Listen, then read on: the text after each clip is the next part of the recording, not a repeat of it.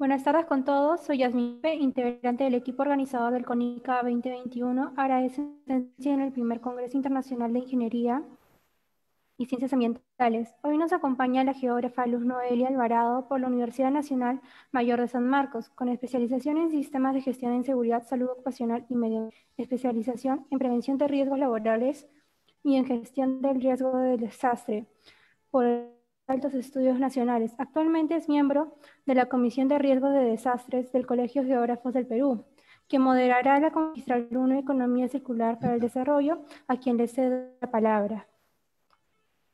Muy buenas tardes a todos. Muchas gracias por participar de esta conferencia magistral número 1.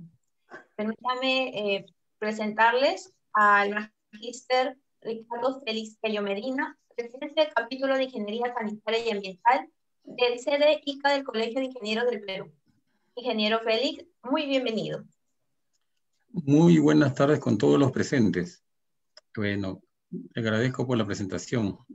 Quien le habla es el ingeniero magíster Ricardo Félix Tello Medina, presidente del capítulo de Ingeniería Ambiental y Sanitaria del Consejo Departamental de ICA, quien les da la bienvenida al primer Congreso Internacional de Ingeniería y Ciencias Ambientales, Cambio Climático, Determinantes de la Salud y Economía Circular en Industrias Extractivas, Sectores Productivos y Servicios, CONICA 2021, que es organizado por el Capítulo de Ingeniería Sanitaria y Ambiental del Consejo Departamental de Lima, de nuestro Colegio de Ingenieros del Perú. Este gran evento cuenta con la participación de 130 expertos de 15 países, hermanos, que durante la semana del 1 al 6 de febrero van a tratar una serie de temas muy diversos, como la prevención de riesgos catastróficos y existenciales, la economía circular en América Latina y el Caribe, transporte urbano sostenible y la salud, cambio climático y economía circular en la industria extractiva, sectores productivos y servicios, estado actual y desafíos del Plan Nacional y competitividad en el Perú, desarrollo productivo, salud y seguridad ocupacional, ordenamiento territorial, ambiental y de desarrollo productivo, prevención de conflictos socioambientales y desarrollo económico, entre otros temas muy importantes. Además, se van a aperturar mesas técnicas como determinantes de la salud y desafíos frente al COVID-19, la mesa del I+D+I, que es investigación, desarrollo e innovación y tecnologías, pesquería y acuicultura sostenible, vivienda, construcción y saneamiento, mesa de agricultura sostenible, mesa de industria y manufactura sostenible, minería, hidrocarburos y electricidad sostenible, transporte urbano sostenible. Además de todo ello, se hará la presentación de una serie de trabajos de investigación y de tecnologías ambientales, entre otras entre otras actividades. Estimados participantes, nuevamente les damos la bienvenida a este gran evento y esperamos que durante esta semana gocen de las ponencias y experiencias de nuestros expertos invitados. Muchas gracias. Muchas gracias, ingeniero Ricardo Tello. En estos momentos, nuevamente, bienvenidos a todos. Y vamos a iniciar nuestra primera ponencia invitando al ingeniero Marco Antonio Tinoco, que dará la ponencia de Economía Circular para el Desarrollo. El ingeniero Marco Tinoco es gerente general y team leader de Bedoya y Belén. Es ingeniero ambiental, especialista en economía circular y gestión pública, conferencista en temas de ingeniería ambiental, economía circular. Tiene más de 15 años de experiencia en gestión de residuos sólidos, gestión de opciones de mitigación en gases de efecto invernadero, gestión ambiental en escenarios de conflictos socioambientales y gestión pública.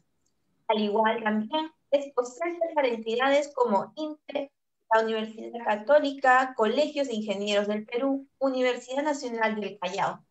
Y actualmente es miembro del Subcomité de Gestión de Residuos Sólidos del Instituto Nacional de Calidad. Ingeniero Marcos, le cedo el uso de la palabra. Gracias, muchas gracias, Yasmín. Buenas tardes con todos. Ojalá que, pese a la hora, estemos todos atentos. Voy a, mientras me permiten hacer presentación, porque todavía estoy como bloqueado para poder presentar, a una pequeña reflexión, ¿no? Si bien es cierto, has leído, usualmente se lee el CV o la sumilla de la hoja de vida de los especialistas, pues nunca alcanza ningún nivel de especialización y nunca alcanza algún grado académico para poder humanizar todo lo que se puede dar en cuanto a la economía circular, en cuanto a la ingeniería ambiental, en cuanto a la gestión pública y en cuanto al desarrollo en general, ¿no? Si bien es cierto, hay especialistas que podemos o pueden tener una serie de grados académicos, eso nunca va a ser suficiente para poder atender los requerimientos de las personas, de la humanidad, sobre todo en esta época actual, ¿no? Entonces, desde lo poquito que se pueda aportar, desde lo mínimo que podamos dar, pues vamos a intentar de alguna manera socializar lo que se tiene hasta el momento como parte de la economía circular, ¿no? A ver, quiero asegurarme de tener la vista adecuada. A ver, ahora sí. Sí se alcanza a ver mi pantalla, ¿no? Ingeniero, se ve la pantalla, ingeniero. ¿Sí? Ok, fantástico. Entonces ahora quería hablar de la economía circular y del desarrollo. Ciertamente no podemos mirar ninguno de los temas, sea de economía circular o sea de ingeniería ambiental, si es que no lo enmarcamos en un proceso de desarrollo sostenible y más aún en nuestros objetivos de desarrollo sostenible que fueron definidos después de que lamentablemente como humanidad no llegamos a cumplir los objetivos de desarrollo del milenio que estaban planificados hacia el 2015. Entonces ya desde antes nos empezamos a plantear algunos nuevos objetivos, aparte de estos 7 u 8 que se tenían anteriormente, ¿no? Y estos son estos objetivos de desarrollo sostenible en donde se debe enmarcar toda la actividad tanto del sector privado como del gobierno. A veces pensamos que el sector privado tiene que solamente tener un rendimiento económico y nada más. Y ciertamente la vida y las condiciones actuales sobre todo nos demuestran que no es así. Tal es así que el sector privado, ya lo ha anunciado el presidente, el sector privado está haciendo un gran aporte para el traslado de vacunas en este escenario del COVID, ¿no? Entonces, ese sector privado está atendiendo una parte de los objetivos de desarrollo sostenible, asegurando de alguna forma o contribuyendo a asegurar la disponibilidad de los servicios de salud o en todo caso al objetivo de desarrollo sostenible 3, salud y bienestar. Y eso no quiere decir que lo haga por colaboración simplemente, ¿no? Sino que las empresas, las entidades privadas, tienen la obligación de generar valor en el entorno en el que se encuentran. Y generar valor, como decía, no solamente pasa por generar ingresos o generar revenue sobre la actuación económica de las empresas, sino más bien generar ingresos sobre el conjunto de la sociedad, porque es esa sociedad finalmente la que consume directa o indirectamente los productos y los recursos que son manejados por estas empresas. Supongamos a la empresa minera, por ejemplo, que se ubica en la Sierra Central o la que se ubica aquí simplemente en Lima, llegando a la sierra del centro del país, ¿no? Hay extracción de oro, en Ancash hay extracción de cobre, en Puno vamos a tener extracción de litio y de aluminio, y como de otros minerales. Y todos esos minerales los encontramos en un teléfono celular, como el que yo tengo acá, ¿no? Entonces, encontramos todos esos minerales. Sin embargo, obviamente, estos equipos no se fabrican en el Perú. Y tampoco se fabrican en muchos de los países de nuestra región, para hacer esto más internacional, sino que se fabrican en otros escenarios. Y esos escenarios justamente son los que después nos traen o nos devuelven los recursos que han sido extraídos aquí. Lo cual no es malo, es parte del mercado y es parte de la realidad económica que vivimos. Pero lo cierto es que el usuario peruano o latinoamericano consume lo que se extrajo en alguna parte de su territorio o en alguna parte de un país vecino en donde la actividad minera o la actividad pesquera o algún otro tipo de actividad de extracción de hidrocarburos, por ejemplo, tiene actuación. Eso quiere decir más de una cosa, y lo decía el ministro del Ambiente, Gabriel Quijandría, hace un par de días cuando participó en el lanzamiento del Circularity Gap Report o del reporte de brechas y circularidad que usualmente se presenta en el Foro Económico Mundial de Davos, ¿no? Esta vez no ha sido así por obvias razones que mundialmente conocemos. Y él decía justamente que, si bien es cierto, todos los países tienen distinto nivel de desarrollo, pues las aspiraciones son las mismas, porque todos deseamos, de alguna forma, cubrir estas necesidades de vivienda, de alimentación, de transporte, de comunicación, etcétera. Pero necesitamos y deseamos cubrir esas necesidades manteniendo los recursos de la naturaleza. O sea, eso ya no es un deseo individual o un deseo menor de los países ricos en recursos naturales nada más. Es un deseo global. Y lo mismo desea el poblador de un asentamiento humano en Villa María del Triunfo o en Villa El Salvador o en San Juan de Miraflores, como lo mismo desea un poblador de Tokio o un poblador de Taiwán o de Corea del Sur, ¿no? Entonces, nuestras necesidades y deseos son los mismos.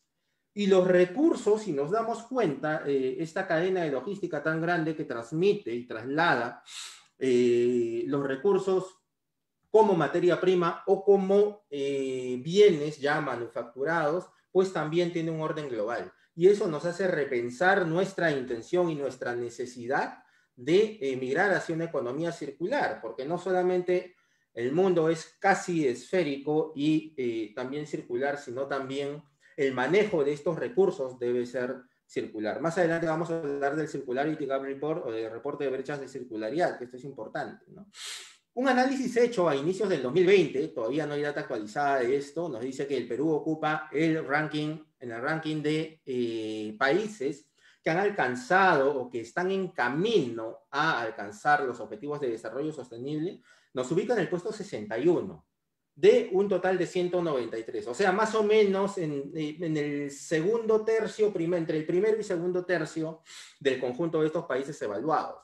Ciertamente podríamos estar mejor, ¿no? Ahora, hay una serie de mecanismos para llegar a estar mejor. Uno de ellos quiere decir reducir las emisiones de gases de efecto invernadero, no solamente para cumplir el Acuerdo de París, sino también para hacer más eficiente la industria. Está demostrado que la reducción de gases de efecto invernadero permite, gracias a las medidas que propician esa reducción de gases de efecto invernadero, se permite una mayor eficiencia en la producción, por más contradictorio que parezca, ¿no? Muchas empresas creen que es totalmente lo contrario, cuando es de ese modo y está demostrado, ¿no? Hablamos un poquito de las brechas de circularidad. Estos son los 3 primeros reportes y ha salido un cuarto reporte de 2021 que fue lanzado esta semana pasada nada más, pero sin embargo no se llega todavía a establecer un nivel de circularidad del mundo. En el año 2018 fue la primera vez que se presentó este reporte de brechas de circularidad elaborado por la organización Circle Economy. En el año 2019 se reportó que la circularidad del mundo estaba alrededor del 9%. ¿Qué cosa quiere decir esa circularidad del mundo? Quiere decir que de todos los materiales y recursos que se extraen, solamente un 9% ingresa a una cadena de reprocesamiento y producción para poder obtener nuevamente insumos y materiales a partir de este. Y eso nos lleva a pensar un poco en la conceptualización de la economía circular. Si bien es cierto, la economía circular es difícil de conceptualizar y de decir qué cosa es, básicamente tiene algunos ejes estratégicos u objetivos estratégicos, pero se enfoca en extender la vida útil de los materiales y generar el máximo de aprovechamiento a lo largo de la vida útil de estos, ¿no? Este reporte de brechas de circularidad al año 2019 nos dijo que el mundo tenía solamente un 9% de circularidad. Y el 2020 fue menos alentador, porque esa circularidad se redujo de 9 a 8.4% aproximadamente. Aquí quiero hacer un paréntesis, no sé cuánto tiempo tengo, pero sí es importante que muestre esto y para eso voy a migrar mi pantalla. ¿Me confirman, por favor, si se ve la página web que estoy viendo o si se sigue viendo la presentación? Se ve la presentación, ingeniero. Ok, vuelvo a compartir entonces. Este es más o menos el modelo que ideó y que lanzó Circle Economy para el año 2020 y seguramente lo está adaptando para el año 2021. En este escenario, este planeta Tierra que se ve al centro, pues ejemplifica o muestra un país ideal en donde los derechos de las personas son respetados, en donde la extracción de recursos naturales es sostenible de modo que permite la coexistencia de los seres humanos, pero también de los ecosistemas, y en donde la extracción de recursos naturales no pone en peligro a estos ecosistemas. Y luego de esto tenemos alrededor algunos puntos, y cada punto representa un país, ¿no? Esos países pueden ser más pequeños o más grandes. Mientras más grande sea este punto representado en este diagrama, pues mayor va a ser la huella ecológica promedio de cada ciudadano. Es decir, mayor va a ser la cantidad de recursos naturales que un ciudadano promedio de ese país utiliza. O sea, va a consumir más recursos del planeta dependiendo del país en el que se encuentre. Y si es que es más grande, pues serán más recursos. Si es que es más chiquito, pues será un país en donde el ciudadano promedio no consume demasiados recursos, ¿no? Y asimismo también tenemos a los países por colores, representados no solamente de pequeños a grandes, sino en algunos colores, ¿no? Donde el color turquesa o azul nos simboliza países con gobiernos estables, o sea, definitivamente ya no somos un país marcado en turquesa, una educación y cultura más o menos generalizada, es decir, con una cobertura amplia de servicios de salud y de educación, y expectativas de vida también amplias, ¿no? En el sentido de que hay un desarrollo personal y profesional de las personas o en cuanto a sus oficios, ¿no? Así como un desarrollo y economía pues resiliente, ¿no? Que puede resistir grandes cambios como los que estamos viviendo ahora. Del otro lado tenemos países marcados en naranja, donde más bien quiere decir todo lo contrario, donde hay una carencia de cobertura de educación, de servicios de salud y una pobreza casi generalizada, ¿no? Hay una deficiencia de accesos a estos servicios, tanto de salud y educación, y además son bastante pobres. Curiosamente, estos países tienen altas tasas de natalidad. La gente, pues, debido a esta escasez de educación o a estas condiciones de desarrollo, pues, tiene una alta tasa de natalidad. Y además existe, o generalmente son países de ingresos bajos, ¿no? Y economías con bajas expectativas. Y luego tenemos a aquellos países señalizados por los puntos color marrón que simbolizan una situación entre ambas condiciones, entre la turquesa y entre la naranja. También estarán algunos países más alejados o más cercanos al punto central, ¿no?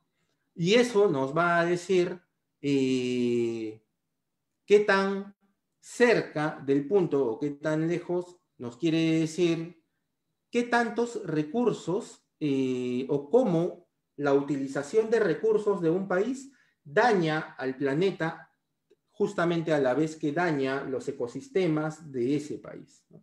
Mientras mayor sea el daño a los ecosistemas generado por la extracción de recursos, ese país va a estar más alejado de la situación ideal simbolizada por este planeta al centro.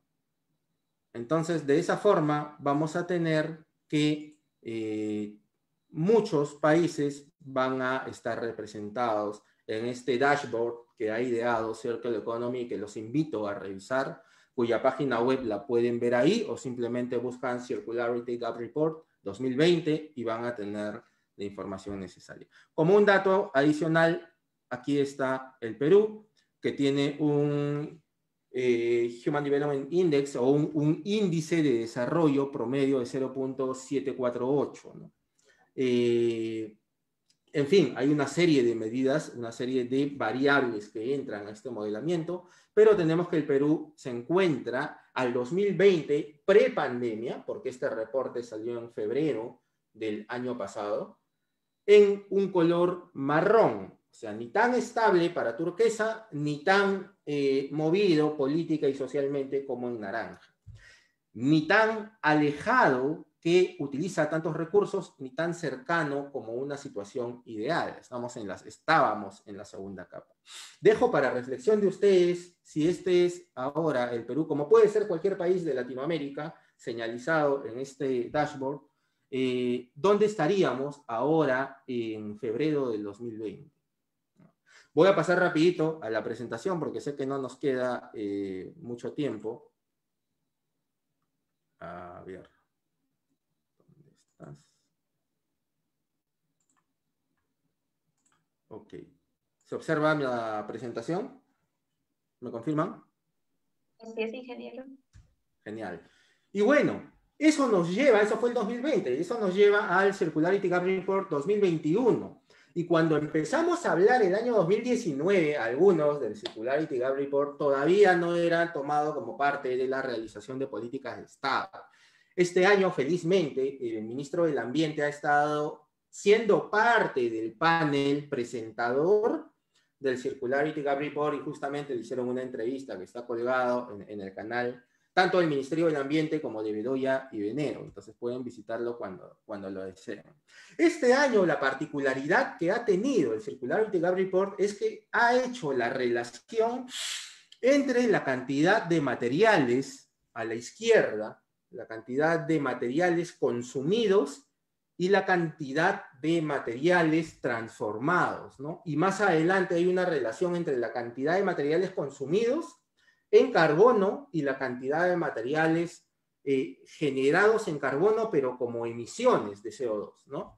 Y eso va a ser importante también revisarlo junto con ustedes. Aquí vemos que la migración de los materiales, por ejemplo, si vemos la parte izquierda, en color celeste tenemos los combustibles fósiles, más abajo los minerales en un color morado, púrpura, y debajo tenemos los minerales no metálicos, ¿no?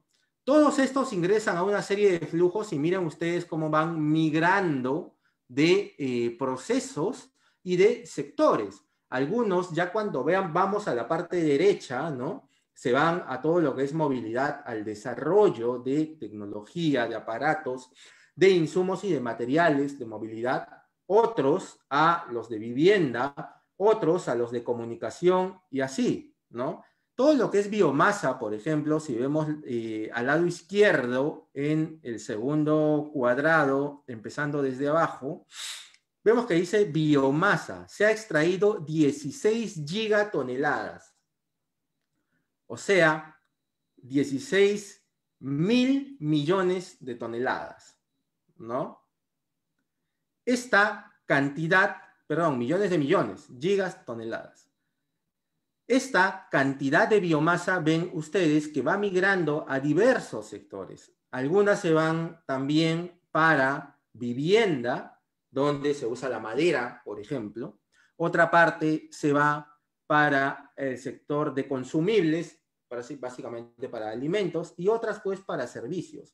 Entonces vemos que de la extracción de materiales a nivel mundial, todos esos flujos van migrando diferentemente a cubrir cada una de las necesidades humanas. Lo importante de este desarrollo y que todavía no se aprecia por falta de datos en el 2021 es qué cantidad de materiales recircula, o sea, qué cantidad es circular, qué cantidad vuelve al proceso productivo. Habíamos dicho que el año 2020 eso había sido 8,4 y que el año 2019 había sido 9%. El año 2021 no lo hemos determinado, o Circle Economy no lo ha determinado porque ciertamente ha faltado información, ¿no? Entonces, Eso es importante decirlo y es importante relacionarlo también con la situación que venimos viviendo, ya no como país, sino como planeta. Vemos también en este diagrama que al lado izquierdo se encuentran los recursos, ¿no? Los recursos que se utilizan, y al otro lado estamos viendo, en el lado derecho, la cantidad de gigatoneladas de materiales, específicamente medidas en gigatoneladas de carbono, que van a cada uno de los sectores. Esas gigatoneladas medidas en carbono están relacionadas a los gases de efecto invernadero, que tiene que ver con cada uno de los sectores o de los servicios y productos que generan estas emisiones de gases de efecto invernadero. Entonces se necesita mucha información, en verdad, para llegar a hacer este dashboard. Lo ideal sería que el Perú migre hacia este modelo, que el Perú tenga un dashboard de este tipo y de este otro para poder tomar decisiones en el mediano y largo plazo sobre qué cosa se va haciendo. Porque ciertamente, si yo tengo, pues, una cantidad determinada de combustibles fósiles y en 5 años esa cantidad de combustibles fósiles más bien ha ido en aumento, pues algo quiere decir que no estoy migrando a otras fuentes energéticas más sostenibles, ¿no? Sino que sigo extrayendo recursos no renovables. Y también quiere decir que estoy perdiendo oportunidades de negocio al rentabilizar fuentes de energías renovables. Entonces, obviamente, hay otro tipo de evaluación. Nos salimos un rato de lo que es la gestión global a nivel de la toma de decisiones del Estado y nos vamos a la toma de decisiones más privada. Y existen los criterios ESG, ¿no? Ambientales, sociales y de gobierno corporativo. Entonces, en esta serie de criterios, pues básicamente tenemos el enfoque ambiental, que se orienta hacia la reducción de los impactos ambientales y hacia los esfuerzos de reducir emisiones.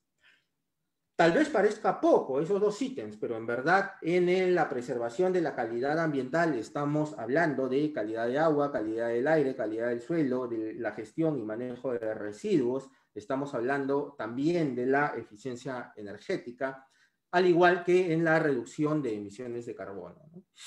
Y en cuanto al enfoque social que debe tener también toda empresa, estamos hablando no solo de la administración de derechos humanos dentro de la organización, sino también hacia afuera, con las comunidades o con los stakeholders o actores relacionados a nuestra actividad.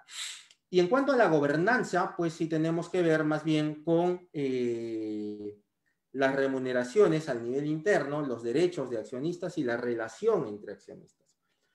Cuando hablamos de gobernanza a nivel transnacional, no estamos hablando de 3 socios dentro de Perú, sino estamos hablando de entidades corporativas de diversos países que forman una empresa, por ejemplo, minera, petrolera, para extraer recursos naturales. Entonces, esa gestión de gobernanza pues ya es mucho más grande. Tenemos que prestarle atención, no solamente se refiere a cómo manejamos planillas o a cómo desarrollamos algún establishment más adecuado de clima laboral, sino que va mucho más allá de eso, ¿no? Porque son empresas conformadas a su vez por holdings de otras empresas. Entonces vemos un poco del contexto internacional también para la economía circular, que tiene que ver principalmente con el Pacto Verde Europeo. Como ustedes saben, ayer Angela Merkel dejó de ser la representante, la primera ministra de Alemania, ¿no? Pero tuvo ella mucho que ver con el Pacto Verde Europeo también. Y ese Pacto Verde Europeo es el modelo mediante el cual también de alguna forma en el Perú se van definiendo rutas hacia la economía circular. Como ustedes saben, a través del Decreto Supremo 003 del 2020, del año pasado, justamente por estas fechas se tuvo la hoja de ruta hacia una economía circular en el sector producción, ¿no? Específicamente en la actividad industrial. Se está planificando otras hojas de ruta también en el sector agricultura, enfocadas obviamente en la reducción de pérdida de alimentos. Y justamente en este contexto del Pacto Verde Europeo se crea un programa, ¿no? Un programa que se llama algo así como de la chacra a la mesa, ¿no? O del campo a la mesa. ¿Ustedes conocen un programa similar aquí? Sí, ¿no? Que se llama de la chacra a la olla. Entonces, eso no está mal, está muy bien, porque permite, pues, vincular de manera más directa y colaborativa al agricultor con el consumidor. Entonces, esa relación más directa también le permite acceder a mejores costos y a una mejor oferta a los consumidores, ¿no? Y también a mejores costos a los agricultores. Esto es lo que explicaba de la granja a la mesa, ya lo van a tener también ustedes en la presentación. Y luego tenemos también a nivel nacional, no es que nos hayamos quedado como país, ciertamente hay una planificación robusta hacia la economía circular. Esa planificación robusta tiene que ver con la visión del Perú al 2050, que establece lineamientos específicos en cuanto a la gestión ambiental, principalmente enfocadas al desarrollo sostenible con empleo digno, ¿no? Y a la gestión sostenible de la naturaleza y medidas frente al cambio climático. Esa visión sostenible al 2050 tiene que ver también con la Política Nacional de Competitividad y Productividad, donde hay 9 objetivos ya planteados para alcanzar esa competitividad y productividad deseada, ¿no? Dentro de ellas, generar las condiciones para desarrollar un ambiente de negocios productivos y promover la sostenibilidad ambiental en la operación de las actividades económicas. ¿Para qué nos servirá esta visión del Perú al 2050 y esta Política Nacional de Competitividad y Productividad? Justamente para redefinir políticas de Estado que nos permitan a mediano y largo plazo atender las necesidades del país, ¿no? Justamente en ese sentido, la Presidencia del Consejo de Ministros, a través de ese plan, ha establecido un plazo a las entidades del Estado hasta el 18 de marzo para actualizar las políticas públicas. Y ahorita se vienen actualizando una serie de políticas públicas. De hecho, al Ministerio del Ambiente le han aceptado tener 4 políticas, ¿no? Esas 4 políticas tienen que ver con la Estrategia Nacional de Cambio Climático, la Estrategia Nacional de Bosques, el Plan Nacional de Gestión Integral de Residuos Sólidos y obviamente la Política Nacional Ambiental. Entonces, esas 4 políticas son muy importantes. Justamente ahora nos encontramos trabajando en el desarrollo de la política que se va a llamar Plan Nacional de Gestión Integral de Residuos Sólidos, que va a tener enfoque de economía circular, empezando por la conceptualización de la valorización y la diferenciación de esta valorización del reciclaje. Cuando nos ponemos a revisar esta conceptualización, pues vemos que no es lo mismo. No todo reciclaje valoriza, no todo reciclaje otorga mayor valor al valor inicial del residuo, sino por el contrario, a veces el reciclaje consume más recursos, ¿no? Y en ese sentido, pues ya no se le puede llamar valorización. La otra conceptualización importante es la disposición final. Una disposición final es segura siempre y cuando se lleve a cabo, sabemos todos, en un espacio adecuado para esta, es decir, en un relleno sanitario, en un relleno de seguridad o en un relleno mixto, o tenga algún tipo de tratamiento adecuado. Pero esa disposición final tiene que darse definitivamente aplicada a un residuo que sea no valorizable y no aprovechable, porque si no estamos enterrando valor más bien. Y justamente lo que dice nuestra normativa actual es que la priorización en el manejo de residuos sólidos está más sobre la valorización que sobre la disposición final. Entonces, haciendo caso a eso, pues tenemos que darle un mayor peso a esta valorización. Y eso pasa, obviamente, por definir indicadores adecuados para medir esa valorización en el mediano y largo plazo y saber cómo estamos yendo en cuanto a esta, ¿no? Voy a pasar un poco rápido porque me dicen que me queda muy poco tiempo. Luego tenemos los acuerdos de producción limpia, que bien aplicados, pues son una herramienta para poder hacer que las empresas hagan más de lo que les pide la norma, ¿no? Entonces, mucho se ha resaltado el acuerdo de producción limpia que ha tenido Arca Continental, Lindley y Coca-Cola con el Ministerio del Ambiente. En parte se enfoca en el reciclaje, lo cual tal vez no está muy bien, pero sí se enfoca mucho en la retornabilidad de envases y se han puesto metas para incrementar la cantidad de envases de vidrio que sean retornables. Eso me parece mejor que se enfoquen al reciclaje, lo cual está muy bien, ¿no? Entonces, hay una serie de procedimientos para llegar a tener estos acuerdos de producción limpia. Termino con esto, perdón que no pueda extenderme más, pero voy a explicar rápidamente en qué consiste el diagrama de economía circular. En todo ciclo de la naturaleza tenemos materiales o recursos que son no renovables, ¿no? Estos recursos obviamente se agotan, son finitos y generalmente son abióticos, ¿no? Y sobre estos, más que un aprovechamiento, pues hay una extracción de material, ¿no?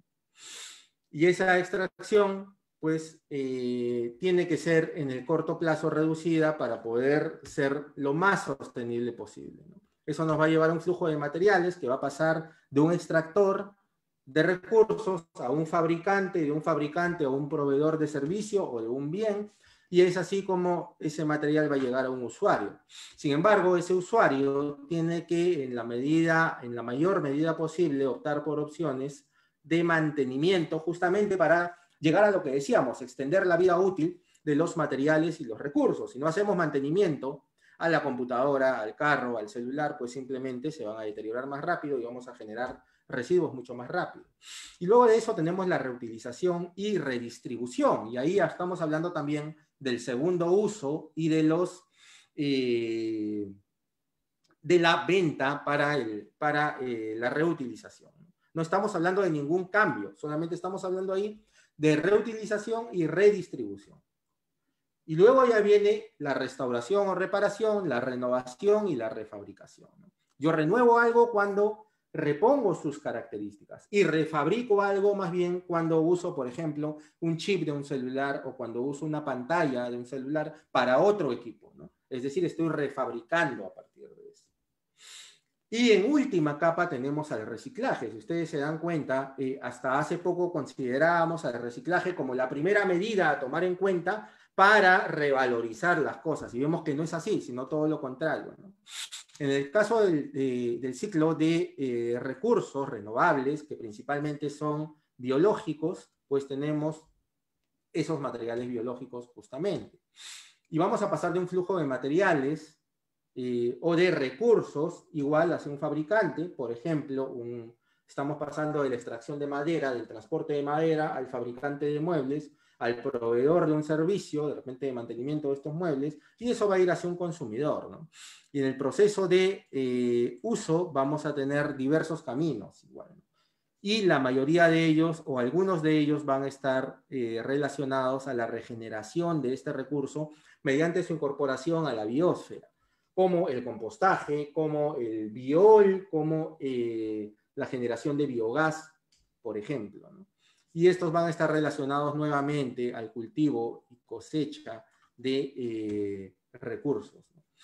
Y obviamente vamos a tener por fuera, pero no relacionado a este ciclo, a los biocombustibles. ¿Por qué no relacionado? Porque ya hemos visto por la experiencia de otros países que los biocombustibles de palma o de soya o de maíz o de otros productos pues utilizan extensas, grandes cantidades de hectáreas que generan monocultivos y que además requieren pesticidas. Entonces eso está alejado de una economía circular, por más que se les llame biocombustibles, ¿no? Entonces eso está todavía para analizar y ver qué tan efectivo resulta siendo. Y por último tenemos pues de estos materiales a la recuperación de energía que nos va a permitir en última medida utilizar la entropía tanto de los materiales como de los recursos que se tengan. Y lo que quede de esa recuperación energética, sí, ya debemos verterlo a un relleno sanitario, pero a lo que se quiere llegar es a un vertido cero, ¿no? Que no haya una mayor cantidad de residuos, sino más bien priorizar no solo la valorización, sino la reutilización, la redistribución, la remanufactura, la reparación y etcétera, ¿no? Ahora hablemos de los principios de la economía circular. Uno de ellos es la eliminación de la contaminación y la toxicidad de los residuos desde el diseño, ¿no? Lo que se busca es justamente hacer que se genere la menor cantidad de residuos y que a su vez estos residuos sean lo menos tóxicos posibles. Y lo que decíamos hace un momento, ¿no? Usar los productos, los materiales, el mayor tiempo posible y al máximo de su valor. Y así por el estilo, promover los recursos renovables y generar sistemas naturales, ¿no? Y el más importante de todos ellos es el pensamiento sistémico. Parte de ese pensamiento sistémico tiene que ver con el enfoque de la cuna a la cuna. Antes hablábamos del enfoque de la cuna a la tumba, o sea, desde que se genera un material hasta que se dispone finalmente, ¿no? Y ahora no. Lo que estamos evaluando es ver cómo se genera y cómo se regenera, más bien, para pasar de ese 9% del 2019 a un número mayor, porque el 2020 pues tuvimos un 8.4% de circularidad, ¿no? Lo que queremos es incrementar a través del enfoque cradle to cradle. Bueno, esto ya lo vamos a ir explicando mucho más rápido. Luego hay herramientas que nos permiten acreditar o certificar esa circularidad. Y esto principalmente aplicado a las empresas. Una de ellas es Circulytics, ¿no? Que se enfoca en medir circularidad para las organizaciones. Aquí algunas de las organizaciones que ya hacen esa medición, ya realizan esa medición y que certifican circularidad, ¿no? Hay algunos beneficios, obviamente, descubrir oportunidades de mayor beneficio para la empresa, eliminar residuos, mantener los materiales y productos en uso, lo que ya decíamos. Obviamente se generan beneficios ambientales porque se tiende a tener una menor extracción de recursos naturales y un seguimiento completo a través de un proceso de mejora continua de las medidas clave, ¿no?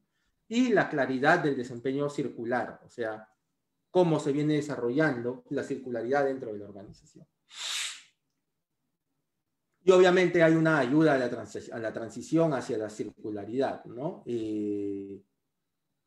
Sin embargo, o mejor dicho, además, la economía circular es un sistema colaborativo, ¿no? ¿Por qué la economía circular es un sistema colaborativo? Porque no solamente se trata de ver cómo mi organización o cómo mi país genera una mayor circularidad, sino, por ejemplo, se trata de ver cómo propiciamos negocios a nivel local, cómo las municipalidades generan el escenario para propiciar negocios de reparación de celulares, de reparación de electrodomésticos y de venta de equipos de segundo uso, de manera formal. Porque estoy seguro que muchos han visto pues estos lugares de reparación de equipos telefónicos, pero se hacen más en un marco de informalidad, porque las normas no están hechas para permitir y para propiciar este tipo de negocios, que más bien alargan la vida útil de materiales y reducen la extracción de recursos naturales. Entonces, en ese sentido, pues los gobiernos locales tienen una tarea bastante amplia y bastante extensa y sobre todo colaborativa, con el emprendedor, colaborativa con el usuario y colaborativa con el ambiente. Creo que hay mucha reflexión todavía por hacer, pero los quiero dejar ahí. Muchas gracias. Muchas gracias, ingeniero Marco Tinoco. Es una excelente ponencia de acuerdo a ese tema, ¿no? De economía circular, ¿no? Para el desarrollo. Ingeniero, tenemos una ronda de preguntas, ¿no? Me gustaría hacerle llegar las preguntas de algunos participantes. Entre ellas tenemos Susana Dávila, que pregunta, ¿dónde podemos profundizar sobre las emisiones de dióxido de carbono para las edificaciones multifamiliares? Adiciona también a su pregunta si existe alguna aplicación para poder conseguir estos datos, sobre todo de los materiales que más inciden en las construcciones de edificaciones multifamiliares. Existen diferentes herramientas. Quiero ir contestando para no olvidar las preguntas. Bueno, lo primero es revisar documentación, ¿no? O sea, no va a haber una app mágica que nos dé toda la información, ni un tutorial mágico que nos brinde todo el conocimiento que queremos. Parte por revisar documentación de publicaciones serias, Una de ellas es de la Fundación Ellen MacArthur, otra de ellas de Circle Economy, que justamente son quienes publican el Circularity Gap Report. Y luego, en cuanto tanto a edificación como aprovechamiento energético, pues tenemos estas herramientas que se han lanzado a través del Ministerio del Ambiente, como es la herramienta de medición de huella de carbono y también la guía de eficiencia energética lanzada por el Ministerio de Energía y Minas, ¿no? Entonces, la información está. Sí les pido como gran favor, sobre todo a las generaciones que vienen, yo estoy ya saliendo de la base 3, entonces les pido a las generaciones que vienen que no esperemos un tutorial o no esperemos una app. El conocimiento y la información está en los documentos todavía y es cierto que cada vez están más accesibles, pero siempre debemos hacer el esfuerzo en revisar aquella fuente primaria que reporte información verificada y validada científicamente. Gracias, ingeniero, por su respuesta.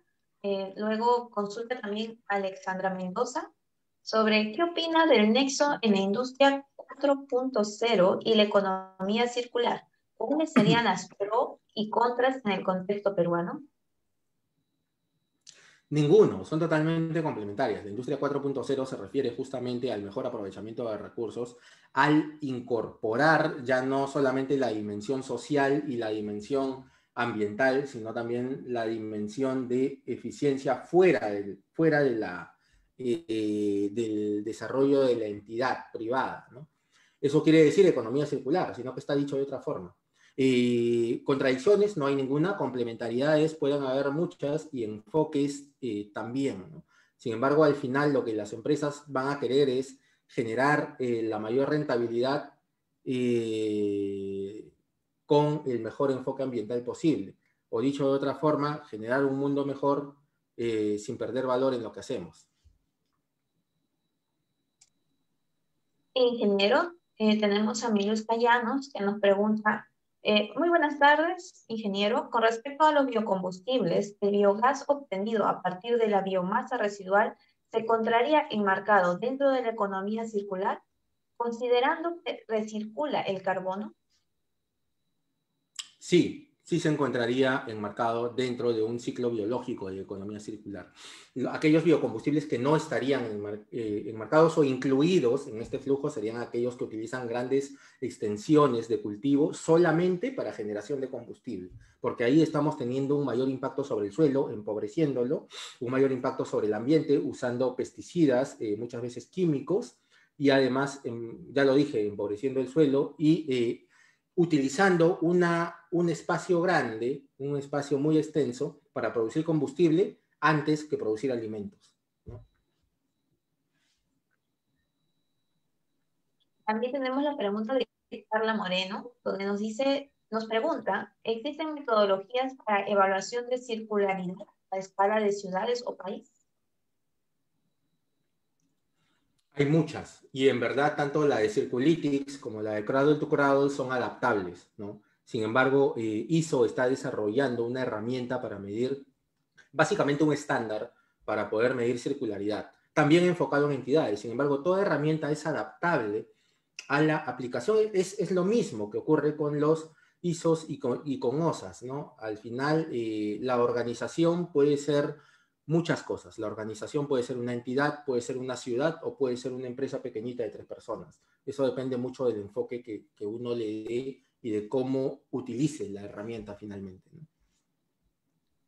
Ingeniero, Elmer Aranda vuelve a preguntar, ¿cuál es su opinión respecto al negocio que tienen países que importan y exportan residuos? Respecto a países que importan y exportan, perdón. Residuos. Y vuelvo a reformular. ¿Cuál es su opinión respecto al negocio que tienen países que importan y exportan residuos? Gracias. Es una pregunta retadora. Es una pregunta retadora porque me obliga a tener una posición, ¿no? Por ejemplo, estamos en un proceso de definición de aquellos materiales priorizables para establecer sistemas de responsabilidad extendida del productor. En ese sentido, se han querido, y hay una prepublicación mediante una resolución ministerial que plantea el sistema especial de manejo de residuos provenientes de neumáticos fuera de uso.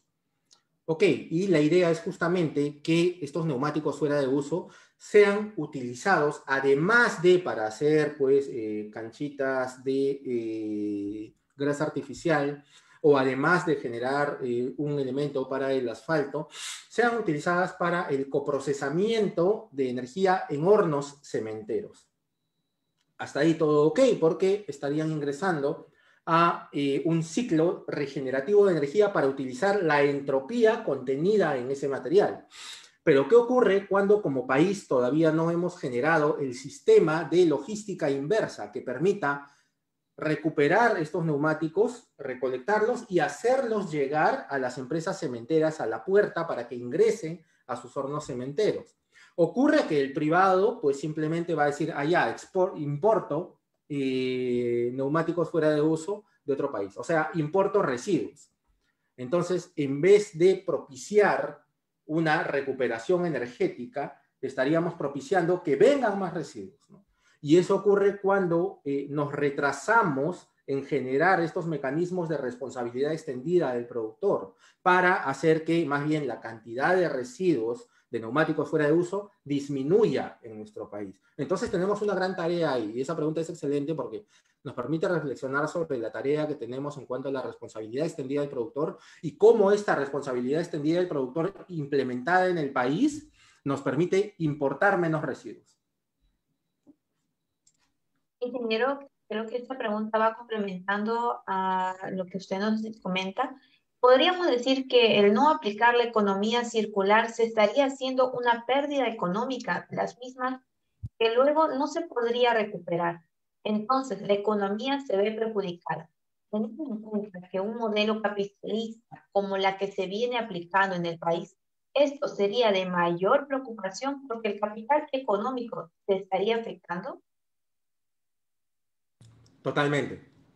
Por ejemplo, nuestra conceptualización de disposición final, de acuerdo al decreto legislativo 1278, dice que la disposición final se aplica a los residuos no aprovechables, ¿no?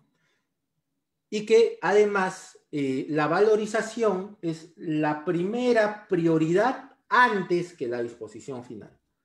¿Qué quiere decir eso?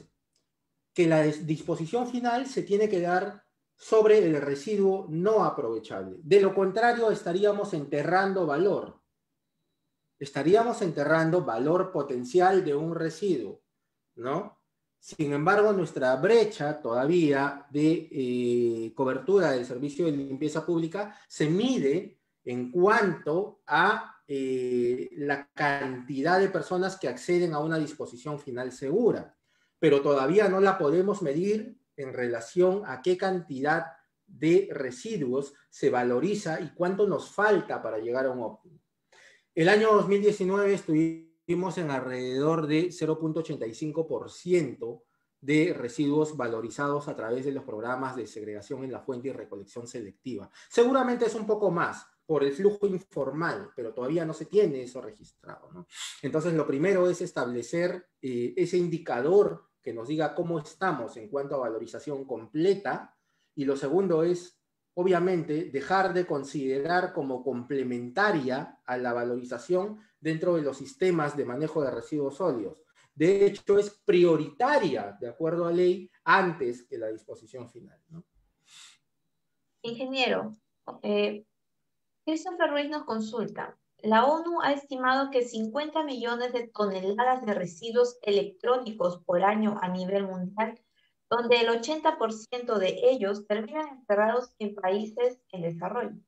¿Cómo maneja la economía circular la obsolescencia programada en el ciclo de vida útil de los electrodomésticos de las economías del mundo?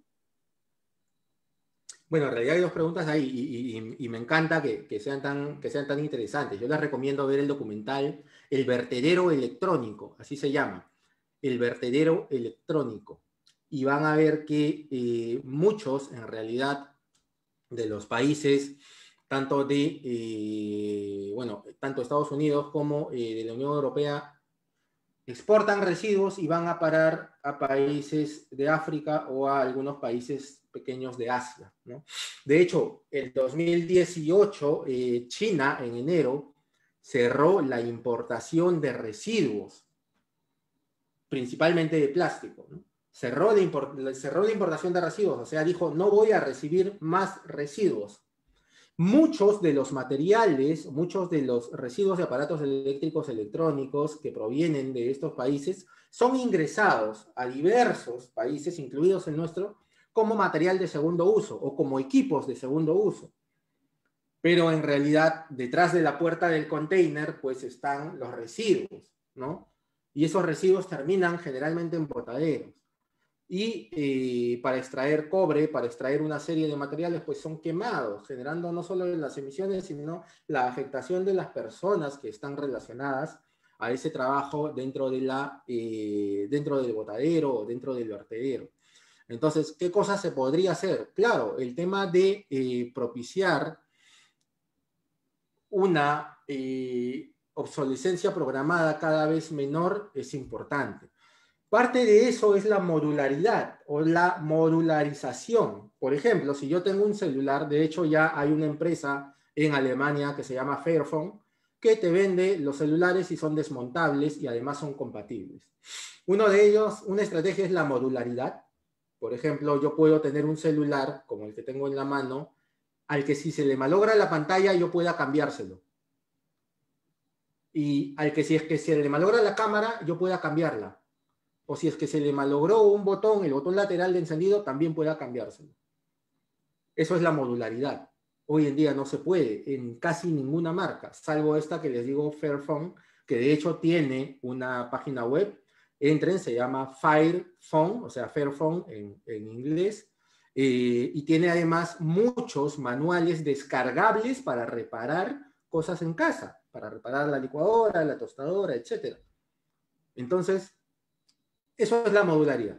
Y lo otro es la compatibilidad. Y yo siempre cuando converso en los cursos de especialización, les digo, ¿qué pasaría si la marca coreana más grande, de hecho mi teléfono es de esa marca, se pondría de acuerdo con la marca americana más grande de celulares para que entre ellas, si se malogró algo de aquí, yo pueda reemplazarlo con lo otro de la marca del otro lado?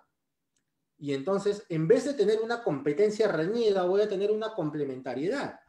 Y voy a tener que, para eso, extender la vida útil del equipo.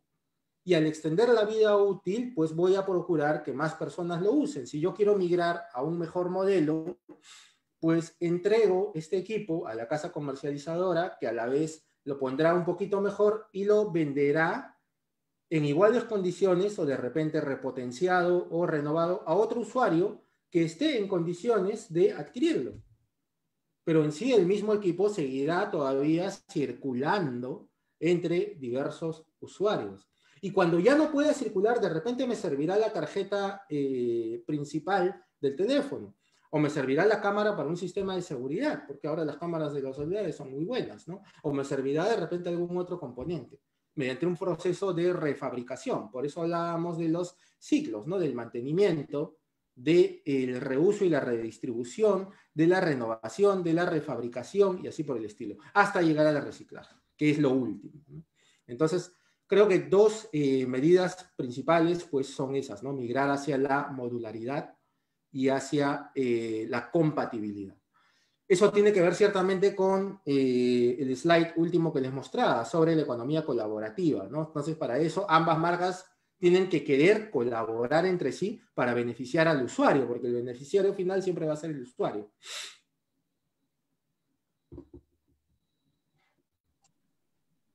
Ingeniero, finalizando nuestra ronda de preguntas, tenemos la pregunta de Ney Alata, que nos pregunta, ¿qué opinión le da la necesidad hoy en día de usar los rellenos de bioseguridad para residuos sanitarios por COVID-19 antes de incinerarlos?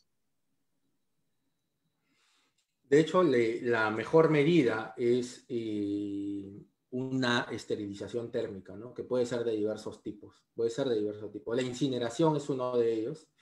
El costo promedio está entre los 0.15 y 0.30 centavos de dólar por kilo de residuo incinerado, y ese dato lo sé a partir de la planta de tratamiento que opera en un hospital de Villa El Salvador.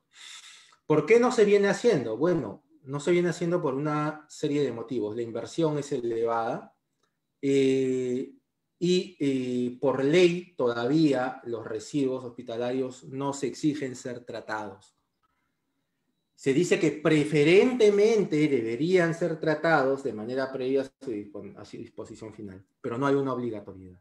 Entonces, mientras eso no ocurra, pues ojalá que desde la planificación de la política de Estado, que les digo que se llama Plan Nacional de Gestión Integral de Residuos Sólidos, Plan-RES, se pueda impulsar eso, ¿no? Es decir, establecer sectores específicos y prioritarios sobre los cuales se tenga que generar la obligatoriedad de hacer ese tratamiento. Ahorita no hay tal obligatoriedad.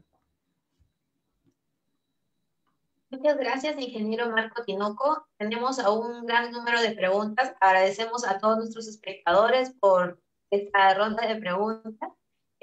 Las diapositivas serán entregadas más adelante. Ingeniero Tinoco, quiero darle nuevamente el agradecimiento por la participación en esta primera conferencia magistral de Economía Circular para el Desarrollo. Muchas gracias, ingeniero. Importante tomar siempre en cuenta todo lo referido el día de hoy en nuestra ponencia, ¿no? Y espero que hayan pues, realizado los apuntes necesarios. Y me gustaría finalizar, ¿no?, mi moderación invitando al ingeniero Marco Antonio Ramírez Chávez, presidente del capítulo de Ingeniería Sanitaria y Ambiental del CEDE Lima del Colegio de Ingenieros del Perú, para que nos pueda hacer el cierre de esta magna conferencia magistral. Ok, muchas gracias, Noelia. No sé si me escuchas, por favor, ¿me confirmas? Se le escucha, ingeniero. Adelante. Ok, gracias nuevamente. Estimados colegas, buenas tardes con todos. Ante todo, deseo saludar al ingeniero Carlos Herrera Descalzi, quien se encuentra con nosotros desde el inicio de la conferencia. Él es nuestro decano nacional del Colegio de Ingenieros del Perú. Por otro lado, quiero también disculparme con todos ustedes por el cambio del programa. Hoy teníamos planificado comenzar con otra conferencia, en realidad, ¿no? Habíamos invitado a la doctora Clarisa Ríos, quien es peruana, investigadora de la Universidad de Cambridge, pero faltando una hora antes de que comience esta conferencia, se comunicó con nosotros indicándonos que su mamá se encuentra en UCI, se encuentra buscando una cama UCI porque se encuentra mal de salud, ¿no?, por el tema del COVID-19, y de verdad nos puso en aprietos, pero rápidamente nos comunicamos con nuestro colega Marco Tinoco, quien tiene una amplia experiencia y es un excelente profesional en estos temas, y con mucho gusto aceptó esta ponencia, ¿no?, que en realidad ha sido estupenda, ha sido muy buena, ¿no?, y agradezco bastante.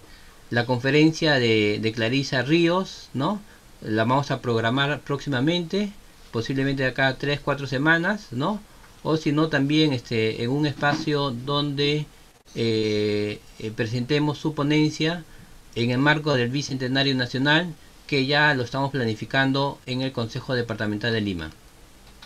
Como dije anteriormente, deseo agradecer al ingeniero Marco Tinoco por brindarnos su pronta respuesta y una calidad excepcional de su presentación, ¿no? Sin duda es uno de los ingenieros ambientales con grandes conocimientos y muy comprometido con la mejora de la calidad ambiental, no solamente acá en el Perú, sino ya a nivel internacional.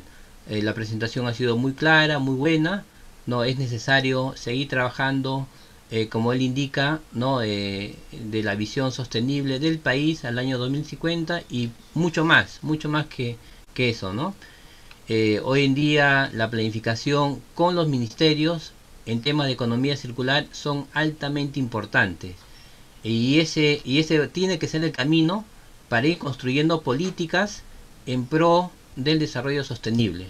Ya sabemos que tenemos un Día Mundial de Desarrollo Sostenible, que en realidad es el Día de la Ingeniería en Desarrollo Sostenible, ¿no?, que el año pasado se celebró por primera vez, y que seguramente todos estos temas de economía circular nos van a hacer cambiar de enfoque, de mirada, y mejor dicho, desterrar el tema de economía lineal donde se basa en puro consumismo y no hay un verdadero tratamiento, ¿no? de todo lo que es los residuos, ¿no? Y todos los elementos que componen la economía circular. Bueno, con estas pequeñas palabras yo agradezco nuevamente la participación de todos ustedes. Los vamos a invitar, ¿no? a la próxima conferencia virtual, que es en esta misma sala, ¿no? Y seguramente ya estaremos interactuando en otros espacios. Muchas gracias a todos, gracias al ingeniero Tinoco y a todos ustedes. Doy por Muchas gracias, terminado ingeniero Marco. la conferencia. Sí. Muchas gracias, ingeniero Marco. Muchas gracias a todos. Buenas tardes. Los dejamos con la siguiente conferencia magistral.